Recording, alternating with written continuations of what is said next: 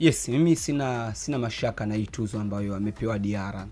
Unajua watu wanachukulia masiara, lakini miongoni mwa vitu ambavyo amevifanya Diarra kwenye hizi mechi mbili zidi ya Pamba na zidi ya Mbeya City, na zidi ya Mbeya City ndio mechi ambayo alihakikishia Yanga kuwa salama kutokupoteza alama zote tatu.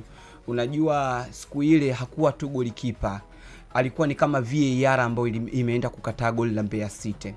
No one ambaye aliamini kama Vitalis Mayanga pale alishindwa kufunga, lakini ni miujiza ambayo aliifanya Diarra. Na kwa kuwasaidia watu baada hizi tuzo kutoka, nimeona mtandaoni watu wengi sana wamekuja na comment kuhusu Paul Peter. Wakaanza kutoa namba za Paul Peter. Kwa hiyo kwa faida tuwakumbushe tu mashabiki wetu kwamba Paul Peter miongoni mwa namba zake amezipata mwezi wa 10, na hizi tuzo ni tuzo za mwezi wa 9.